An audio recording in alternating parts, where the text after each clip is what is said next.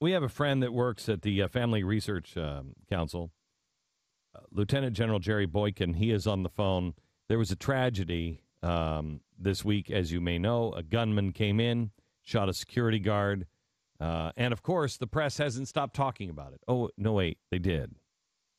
This one is significant because the shooter was a volunteer. This is a leftist. This is a political terrorist strike. General Jerry Boykin is with us. General, how are you, sir? I'm well, Glenn. It's good to be with you. I'm not quite sure why you played that clip from the president in this segment that I'm on. I really think it's because it's his plan for the economy. But help me out on you were actually there when the shooter came. I was. It was about 10:46 on Wednesday morning. He walked in the lobby, set a backpack down in front of the guard desk, and then reached in his backpack. Fortunately, this guard, who was actually the building manager but kind of dual roles as a guard, realized something was up and got out of his chair and approached the man. And just as the man pulled a pistol, pointed it at his head, this gentle giant of a guard reached up and grabbed the gun, and he shot him. The gunman shot our man Leo Johnson in the wrist, but with one arm, Leo wrestled this man to the ground and took his gun away from him. And what a hero this guy was. He saved a lot of people, and there's no question, Glenn, this guy's intent, based on the fact that he had about 50 rounds of ammunition and 15 Chick-fil-A bags, was this was going to be a mass murder on a large scale. You actually talked to the gunman. I listened as the gunman lay on the floor talking to police, and and he said, "I don't like the policies here," and he stated that to the guard as well. So, it was. There was no question what his motive was. He tied us to Chick-fil-A. And I think the scenario it doesn't take much imagination, Glenn. He was going through and kill as many people as he could and drop Chick-fil-A bags at every dead body to send a signal that he was reacting to our stance on traditional marriage, that being between a man and a woman. Well, I think the way to make sure everybody understands your point is to be a mass murderer. The media is reacting to this in their stereotypical way. General, what is the way? How do we change this? They're ignoring the Black Panthers who have come out and said, throw bombs into nurseries, kill crackers, as they would say. And everybody is ignoring it. The press even makes us into conspiracy freaks for bringing it up. We bring up the left is the one that always has caused 90% of the shootings and the political statement kind of bombings, et cetera, the terror. Throughout American history, it's generally from either crazy people or the left. And how do we get this message out? What do we do, General?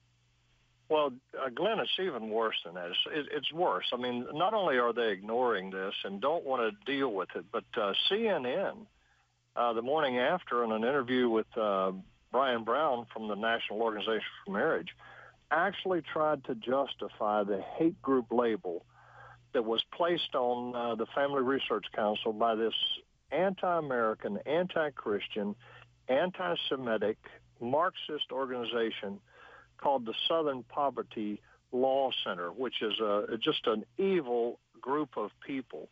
And so they actually tried to justify this hate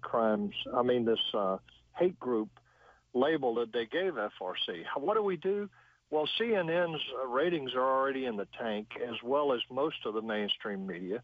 And what we do is continue doing what you are doing with both your radio program as well as your broadcast and other organizations like yours. We keep putting the truth out, and it is starting to resonate. And I think that's the reason that the popularity of your program is growing, is Americans are actually starting to look for truth. You know, Glenn, it's important to remember that in a recent survey, 80% of Americans surveyed supported Dan Cathy and his stance on traditional marriage.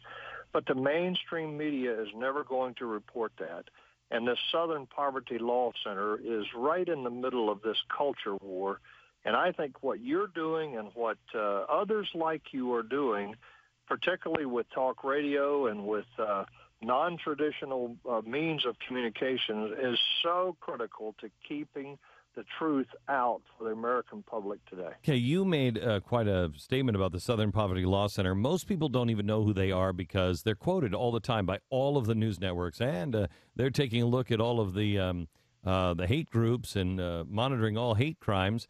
They have put the Black Panthers in the category of a right-wing extremist group on the same list as FRC and the same list as David Barton. Who is the Southern Poverty Law Center?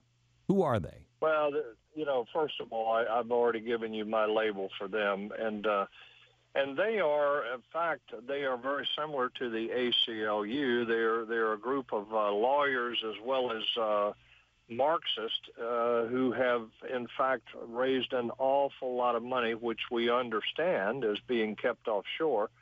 And they go after every liberal cause in America. In fact, they just had a big meeting this week with the Muslim Political Action Committee, and that is a very anti-Semitic organization. And these people are dangerous. They are evil. And my question is, Glenn, who are they to have any authority to declare anybody a hate group? And remember, they also called Hitler right-wing as well. I don't mean SPLC, but I mean, people today on the left refer to Hitler as right-wing and compare conservatives to Hitler. Well, Hitler was anything but right-wing. Remember, he was the National Socialist Party.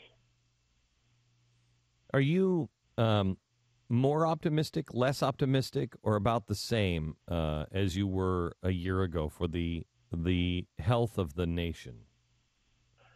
I am so concerned, Glenn. I must tell you, I'm angry. I'm really angry. I'm angry because people like you and the FRC and others are standing up and speaking for what I believe is the majority of Americans, while Americans, sit at home and cheer you on, but they're doing very little to actually get involved in this culture war. And I'm optimistic that people are starting to wake up, and as tragic as this event was, Glenn, I think that it is just another way that people are being shaken, and people are being brought to an awareness that we are losing our country, and the average American that stands on traditional values, the average Christian that believes in a biblical worldview, has got to get involved, and they've got to put their time, their effort, their money, and their speech in behind what's happening here. So thank you for what you're doing. Well, General, you are one of my favorite people because you never mince words, and you've taken a strong stand to your own peril for a very long time, and you're a personal hero. Lieutenant General Jerry Boykin, our best to the Family Research Council and everybody. How is everybody doing there? They are doing well. Leo is an extraordinary hero, and he's doing quite well. I was with him when he came out of surgery. And the people at FRC are tough warriors, Glenn. We are not going away. We're not going to change our position. We're going to stand firm because we do believe that we are speaking for the majority of Americans who still maintain very traditional values. Thank you very much, General. Thank you, Glenn. God bless you. God bless you.